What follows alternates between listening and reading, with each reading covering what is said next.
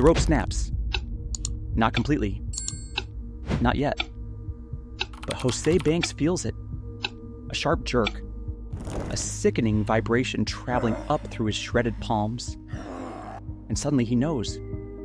The thing holding him 170 feet above a frozen Chicago street is coming apart, one thread at a time. He doesn't look down. He can't afford to. His fingers, numb, bleeding, barely functional, tighten around the twisted bedsheets. Above him, Kenneth Connley feels the same jerk, the same cold terror. Neither man speaks. There's nothing to say. The wind off Lake Michigan hits them like a wall, swinging the rope sideways, slamming Banks's shoulder into concrete. He grunts, holds on. The rope frays a little more. This is the 17th floor of the Metropolitan Correctional Center, a federal prison in the middle of downtown Chicago. It is 3 a.m. on December 18th, 2012. And 2 of the most wanted men in the city are dangling from a rope made of bedsheets and dental floss, bleeding onto the building's exterior wall, trying not to die.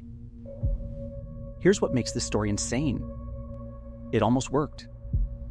If you ask the prosecutors, they'd tell you he was brilliant. Dangerously brilliant. A bank robber who had spent years staying one step ahead of federal investigators. Until he didn't.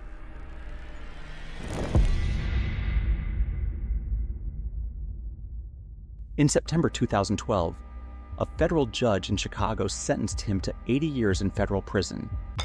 80 years. For a man in his late 30s, that isn't a sentence. That's an erasure. That's the government telling you, clearly and without apology, that you will die inside these walls. Banks heard the number and felt something shift inside him. Not despair. Something colder than despair. Calculation.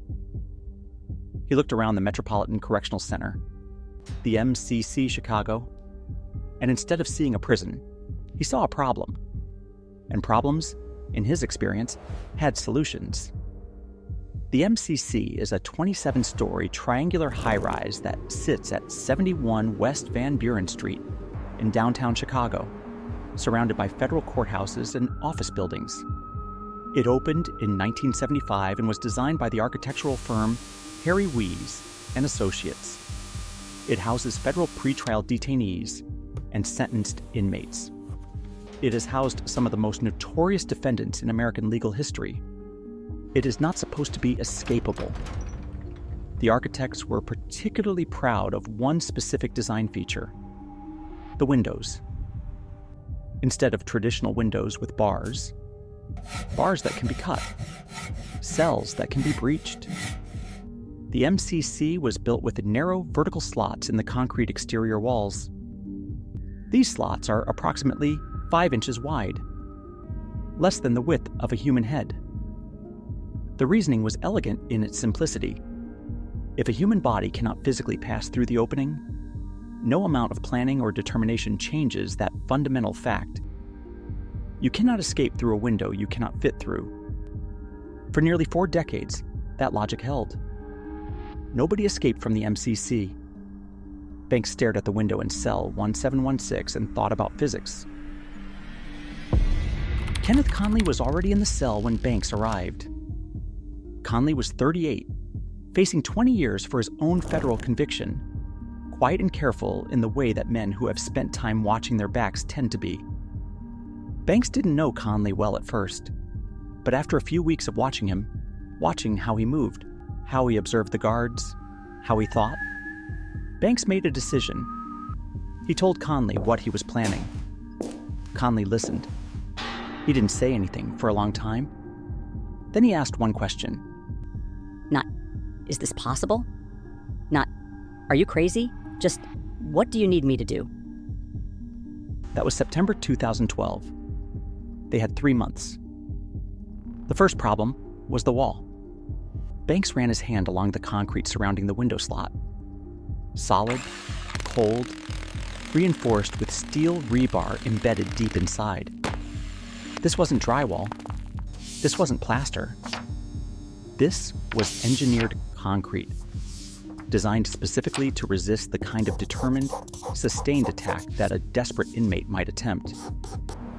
The architects had thought about this, but architects build things that take months. Banks had months. The second problem was tools. In a federal prison, you don't walk into a hardware store. You don't order a chisel on Amazon. Everything you need, you have to find, steal, or improvise from whatever exists in your immediate environment. Banks started paying attention differently. He looked at the floor buffer machine that maintenance workers occasionally brought onto the tier. Specifically, the heavy metal components attached to it. He noted the weight room equipment. He cataloged every dense, hard object he encountered during his daily routine. Over several weeks, he and Connley managed to acquire what they needed: a heavy metal piece, possibly from the buffer machine, possibly from an exercise weight, dense enough to serve as a hammer, hard enough, combined with another scavenged piece to work as a crude chisel against concrete. They hid these pieces in their clothes, in their mattresses, deep inside the cell's limited storage spaces. Then they started hitting the wall. The sound of metal striking concrete in a silent cell block at 2 a.m. is a specific kind of catastrophe. It echoes. It vibrates through the walls and floors. One sharp crack in the wrong moment, and a guard comes to investigate, and everything ends. Banks understood this completely, so he built a schedule that was almost musical in its precision. They worked during meal service, when food carts rattled and clattered down the corridors, generating just enough ambient noise to swallow the sound of metal on stone. They worked during shift changes, when doors were slamming and guards were talking, and the institutional noise of the building spiked briefly above normal. During those windows, sometimes 90 seconds long, sometimes 3 minutes, they would strike the wall. 4 blows, maybe 5, then stop, then listen, wait for footsteps, wait for voices. When the tier went quiet again, they stopped entirely. The concrete yielded slowly. Chips broke away from the window frame. Dust accumulated. And here's where Banks showed the kind of thinking that his federal prosecutors would later describe, almost admiringly, as exceptional. He couldn't leave debris. Guards conducted random cell inspections, and concrete dust on the floor wasn't just evidence. It was a beacon. So he and Connley developed a system. Every chip, every grain of dust, every fragment of broken concrete was carefully collected and flushed down the toilet in small amounts, spread across multiple flushes, eliminating the physical evidence of their work piece by piece, day after day. And the wall itself, the growing damage that needed camouflage too. Banks solved this with a material he had immediate access to. He ground concrete dust into fine powder, mixed it with toothpaste and soap into a thick paste, and after each work session, carefully smeared this mixture over the damaged area, smoothing it to match the undisturbed wall surface. From outside the cell, looking through the narrow door window, the wall appeared untouched, normal, boring. Over weeks, the damage grew. Chunks of concrete came free. Steel rebar was carefully worked loose and removed. And finally, in late November 2012, Banks knocked out the last major piece and found himself staring at an opening in solid federal concrete. A gap just wide enough for a human body to pass through sideways. Arms first, breath held. The impossible window was now a door. But there was still the matter of the steel security bars running vertically inside the window frame. If those disappeared, any passing glance would reveal the breach immediately. So Banks and Connley built replacements. They fashioned replicas from cardboard and toilet paper rolls, shaped to approximate the dimensions of the original bars. For color, because cardboard is unmistakably not steel, they rubbed pencil graphite over the surface until it took on a metallic gray sheen. Up close, the illusion was imperfect. From a distance, through a narrow door window, in the dim lighting of a federal prison corridor, it was good enough. The real steel bars went into their mattresses. The second problem was the rope. A 17th floor window is approximately 170 to 200 feet above street level. You cannot jump that. You cannot climb down the exterior wall without equipment. You need a rope, and the rope needs to hold the weight of 2 adult men for the entire descent, and you need to build it in a federal prison where every item in your possession is theoretically accounted for. Banks thought about this problem for a long time. The obvious answer, bedsheets, was also obviously insufficient. Prison bedsheets are thin, cheap fabric, manufactured to the lowest functional specification. A single sheet would tear immediately under the load. Even multiple sheets knotted together would fail under the stress of 2 men's weight over nearly 200 feet of descent. The knots alone were potential failure points. This was an engineering problem, and Banks approached it like an engineer. The solution came from the commissary: dental floss. Every inmate in a federal prison receives dental floss. It's a basic hygiene item, provided without question, monitored by nobody. You can request more at any time. Guards don't track it, don't count it, don't flag it. It's the most invisible material in the entire institution. And here's the physical reality that Banks had worked out. A single strand of dental floss is weak. But dental floss, like all polymer-based cordage, becomes dramatically stronger when braided with other strands. The load-bearing capacity of woven or braided cordage scales with the number of strands. Hundreds of strands of dental floss woven through bedsheet fabric creates a composite material that is genuinely strong. Not steel cable strong, but strong in a way that thin prison bedsheets alone could never be. So they started collecting. Every commissary request, every trade with other inmates, every opportunity. They accumulated dental floss, thousands of yards of it. They hid it in mattresses, behind loose panels, inside clothing. The floss was easy to conceal because it was small and compressible. The bedsheets were harder. Each inmate has a limited official allocation, and extra sheets attract attention. Banks and Connley navigated this carefully, claiming damaged sheets to get replacements while keeping the originals, trading commissary items to other inmates in exchange for their sheets, taking from the laundry when opportunities arose. Over weeks, they built a hidden stockpile. 10 sheets, maybe more. Then they built the rope. They worked at night when the tier was quiet.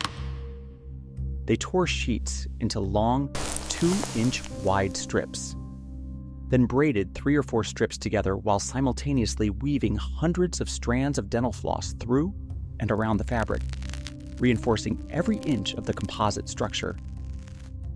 The work was slow and physically demanding, cramping their fingers and aching their wrists. They built the rope in 10-foot sections, hiding each completed piece before beginning the next, testing every knot under hard tension before moving forward. By late November, they had approximately 200 feet of reinforced rope, coiled and hidden, waiting. It wasn't perfect. They both knew it wasn't perfect. But it was what they had. The night of December 18th moved according to plan until the rope started failing. At 10 p.m., guards conducted the routine head count. A guard walked the tier, stopped at cell 1716, shined his flashlight through the door window. He saw 2 bodies in the bunks, Banks and Connley, present and accounted for. He marked his clipboard and continued. What he actually saw were decoys, spare clothing, and sheets carefully shaped into human silhouettes, positioned with specific attention to detail. A fabric fold that approximated hair on a pillow. An arm-shaped bundle hanging off the side of a bunk. It was enough. It had to be enough. Banks and Connley were already at the window, They squeezed through the opening, the impossible 5-inch slot that had been quietly, patiently expanded over 3 months of secret work. Arms first, turning sideways, exhaling fully to compress their chests, pulling through into the freezing December air 17 stories above Van Buren Street. The temperature was below 30 degrees. The wind coming off Lake Michigan was brutal and steady. Banks secured the rope inside the cell and went first. The descent was immediately worse than any rehearsal in his mind had prepared him for. The wind caught the rope and swung it laterally, slamming him against the exterior wall. The concrete tore at his hands through the fabric. Within the first 30 feet, his palms were bleeding. The blood made everything slippery. The cold made his fingers progressively more numb, making grip progressively more difficult, making the bleeding worse as his hands stiffened and tore against the rope on every downward movement.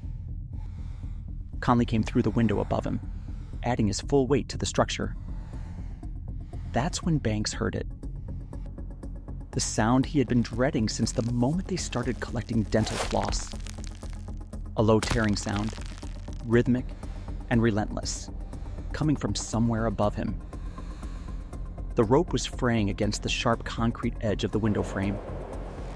The weight of 2 men, combined with the swinging lateral force of the wind, was shredding the strands one by one. He kept descending. There was no other option. Climbing back up was physically impossible with his hands in the condition they were in. Stopping was not a choice. Every second he remained on the exterior of a federal prison was a second he could be spotted. Below him, the street was dark and empty. He focused on that. One hand, then the other. The rope jerked. More threads let go. He dropped 6 inches before catching himself, his heart hammering so hard he could feel it in his destroyed hands. 100 feet. 80. The fraying continued. 60. 50. At 40 feet, headlights appeared at the end of the block. A car, moving at normal speed, is coming directly toward the base of the building. Banks froze on the rope. He had no options.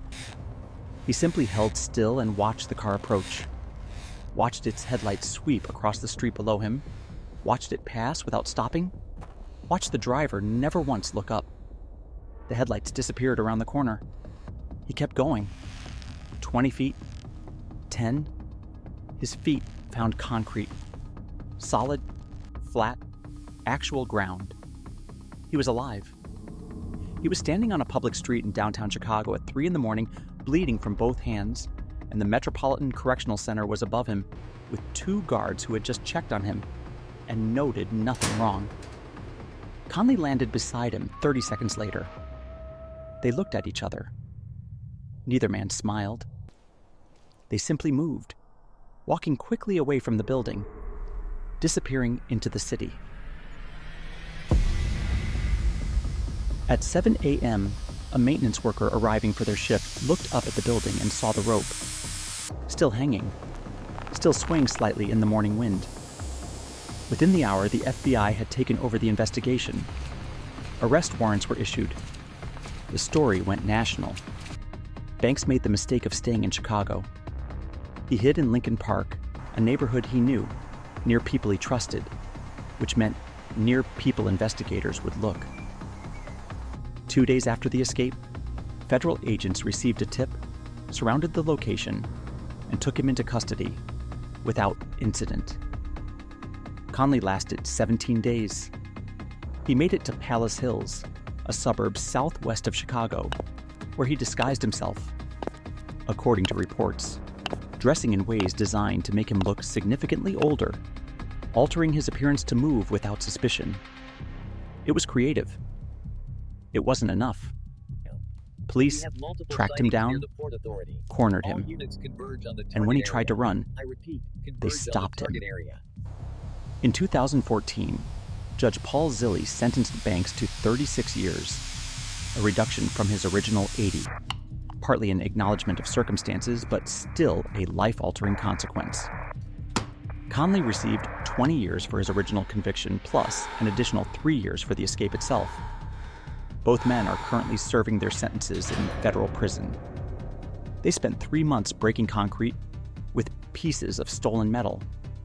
They hid the evidence by flushing it down a toilet, grain by grain. They disguised a growing hole in a federal prison wall with toothpaste. They built a 200-foot rope from bedsheets and dental floss and descended 17 stories in the middle of December with bleeding hands and freezing wind. They pulled off one of the most technically sophisticated prison escapes in modern American history. And they were caught within 17 days. The wall held them for years. The street held them for days. Sometimes the most impressive escape just means you're running in a slightly larger cell, and you just haven't realized it yet.